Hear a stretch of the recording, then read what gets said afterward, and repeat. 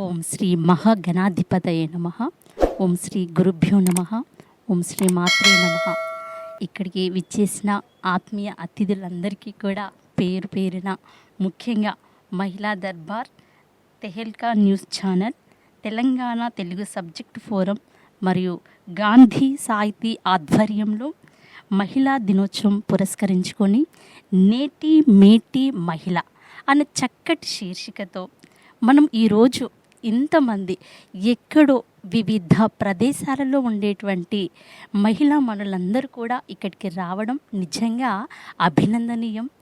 మరి ఈ విధంగా మన గాంధీ సాహితీ ఆధ్వర్యంలో ఈ పురస్కారాలు మనకి విశేషమైన, అంతేకాకుండా అశేషమైనటువంటి సేవలను అందిస్తున్నటువంటి మహిళా మనందరినీ గుర్తించి ఈ అవార్డు, ఈ పురస్కారాన్ని అందచేయడం నిజంగా మన ఈ సంస్థ వారికి మనం చక్కటి అభినందనలు తెలియచేయాల్సిన బాధ్యత మనందరి మీద ఉంది.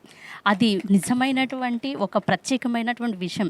ఎందుకంటే వివిధ ప్రదేశాలలో ఉంటున్నప్పటికీ కూడా ఎవరు ఏమీ చేయలేనటువంటి పరిస్థితుల్లో కూడా ఒకరిని ప్రతిభను గుర్తించి వారిని ఈ యొక్క వేదికను అలంకరించి చక్కటి పురస్కారాలతో పాటు మంచి మాటలను, నేటి మేటి మహిళ భాగంగా ఆ విషయాలను తెలియచేయడం నిజంగా కూడా చాలా సంతోషం. గురువుగారు చెప్పినట్టుగా నా పేరు జె సుమలత.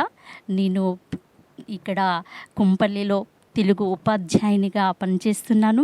మరి ప్రవృత్తిలో భాగంగా చూసినట్లయితే నేను తెలుగువారి ఆత్మీయ వారధి రేడియో టోరీ ద్వారా సాహితీ ప్రముఖులను అందరినీ కూడా ప్రతి వారం బుధవారం అలాగే శుక్రవారం శిలాక్షరాలు అనే శీర్షికతో ఈ ప్రపంచంలో ఉండేటువంటి వారందరి గురించినటువంటి విశేషాలు, వారు ఏ రంగంలోనైనా సరే, విద్యారంగంలో కావచ్చు, వైద్య రంగంలో కావచ్చు, అలాగే మామూలుగా వ్యాపార రంగంలో కావచ్చు, వివిధ సంస్థలలో ఉండేటువంటి ఆ యాజమాన్యం వారి యొక్క అభిప్రాయాలను కూడా సేకరించడము, అలాగే వారి యొక్క అనుభవాల ద్వారా అనేక విశేషాలను విశ్వవ్యాప్తంగా ఉన్న శ్రోతలందరికీ కూడా తెలియచేయడం నాకు చాలా చాలా సంతోషం. ఇదంతా కూడా నా ప్రవృత్తిలో భాగంగా ఎలాంటి ఫలితాన్ని కూడా నేను ఆశించకుండా, ముఖ్యంగా ఈ తెలుగువారి రేడియో ఆత్మీయ వారధి అనే ఇంటర్నేషనల్ ఈ ఛానల్లో నేను ఈ వృత్తిని ఎంచుకోవడం నాకు చాలా సంతోషం. మరి ఇంత అవకాశాన్ని ఇచ్చినటువంటి మరి వారి గురించినటువంటి పేరును తెలియచేయడం నాకు ఇక్కడ ముఖ్యము. మరి ఈ ఛానల్లో నాకు ఇలాంటి అవకాశాలు, ఇలాంటి పురస్కారాలు లభించడానికి ఖచ్చితంగా మన స్త్రీలకి ప్రోత్సాహకరంగా ఇంతవరకు కూడా అందరూ కూడా వారి వారి మాటల్లో చక్కని అభిప్రాయాలను ఎంతో గొప్పగా ఉన్నాయి. అవన్నీ కూడా హర్షించదగినటువంటి విషయాలు. మరి ఈరోజు ఈ పురస్కారం లభించడానికి శ్రీ వాగ్దేవి కళాపీఠం వ్యవస్థాపకులు మరి బ్రహ్మశ్రీ వెంపరాల వెంకట లక్ష్మీ శ్రీనివాసమూర్తి గారు నాకు ఆ అవకాశాన్ని ఇచ్చి, ఎక్కడో ఒక మారుమూల ప్రాంతంలో ఉన్నటువంటి నాకు చక్కని అవకాశాన్ని ఇచ్చినందుకు వారికి ధన్యవాదాలు తెలియచేస్తున్నాను.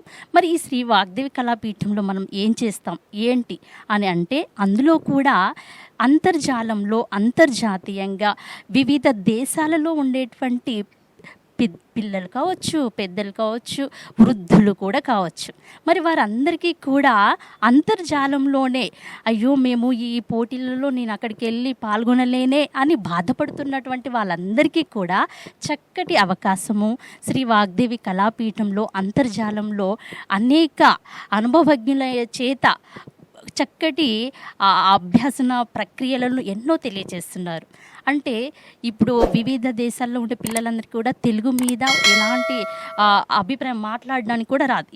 మనకి ఇక్కడ కూడా చూసినట్లయితే మనము తెలుగు చాలా వరకు కూడా మధ్యలో ఆంగ్ల పదాలను ఉపయోగిస్తూ ఉన్నప్పటికీ కూడా మరికొంతమంది పిల్లలు తెలుగులో సరిగ్గా మాట్లాడలేకపోవడము, రాయలేకపోవడము అనేది జరుగుతుంది. అయితే దీని ఆధారంగా శ్రీ వాగ్దేవి కళాపీఠం ఏం చేశారంటే అంతర్జాలంలోనే పిల్లలకి బోధన అభ్యసన ప్రక్రియను కూడా చేపట్టి శిక్షణ తరగతులను కూడా నిర్వహించడం జరుగుతుంది. అది అక్షర జ్యోతి అనే శీర్షికతో ఆ కార్యక్రమాన్ని మరి నేను మొదలుపెట్టాను. ఇప్పుడు వివిధ దేశాల్లో ఉండే పిల్లలందరికీ కూడా నేను ఆ వర్ణమాల నుండి మనకి పిల్లలకు మాట్లాడే విధంగా, రాసే విధంగా వారందరికీ కూడా నేను చేస్తున్నాను. అంతేకాకుండా వాగ్దేవి కళాపీఠంలో ఇటు సంగీతం కావచ్చు, జ్యోతిష్యం కావచ్చు, అలాగే న్యూమరాలజీ, సైకాలజీకి సంబంధించినటువంటి శిక్షకులు డాక్టర్ వింజారపు జనార్దనం గారు కాకినాడ నుంచి చక్కగా అంతర్జాలంలోనే మనకి వృద్ధులకు, పెద్దలకు అందరికీ కూడా ఉపయోగకరంగా ఉండే విధంగా వారి సలహాలు, సూచనలు, శిక్షణ చక్కగా ఇస్తున్నారు. మరి అది నా ప్రవృత్తిలో భాగంగా ఈ 2 కార్యక్రమాలను కూడా ఇటు వృత్తి ఒక పక్క చేస్తూ, ఒక పక్క కుటుంబ భారాన్ని కూడా అందరూ చేస్తున్నప్పటికీ కూడా అవి మనకున్నటువంటి 24 గంటల సమయంలో ప్రతి ఒక్క స్త్రీ కూడా తనకున్నటువంటి కళను, తనకున్నటువంటి ప్రతిభను అలా తెలియచేసుకోవడానికి మంచి అవకాశాలు ఎన్నో ఉన్నాయి. మన రేడియో ప్రసార కేంద్రాలు చాలా ఉన్నాయి. దాని ద్వారా ఇంకా స్త్రీలు కూడా వెలుగులోకి రానున్నారు. కాబట్టి నేను చెప్పేది ఏంటంటే, ఏది ఎంత సాధించినా సరే అదంతా కూడా మన కృషి ఇతరులు గుర్తించాలి అని కాకుండా, మనమంటూ ఒక భారతదేశంలో ఒక వ్యక్తిగా గుర్తింపు పొందాలనేటువంటి ఆశ, ఆసక్తి, అభిలాష ప్రతి ఒక్కరికి ఉంటుంది. కాబట్టి ఏ సంస్థ అయినా సరే అది మన ప్రజలను అనుసరించి వారికి ఉపయోగకరంగా ఉండే విధంగా ఎన్నో కార్యక్రమాలు చేయడం అనేది నిజంగా అభినందనీయము. మరి ఇలాంటి అవకాశాన్ని నాకు కల్పించినందుకు ముఖ్యంగా మన గాంధీ సాహితీ ఆధ్వర్యంలో నిర్వహిస్తున్నటువంటి ఈ నేటి మేటి మహిళా కార్యక్రమంలో భాగంగా ఈ మహిళా శక్తి పురస్కారాలను కల్పించడం నిజంగా హర్షించదగినటువంటి విషయము.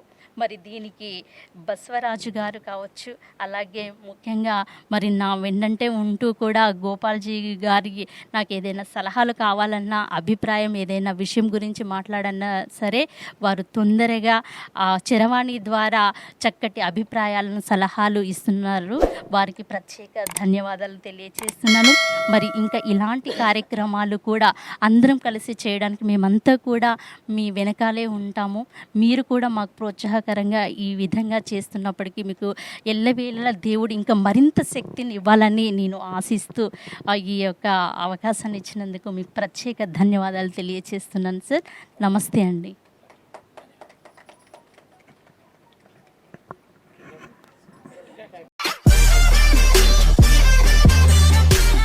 For more interesting videos, please like, share and subscribe to our channel. Thank you.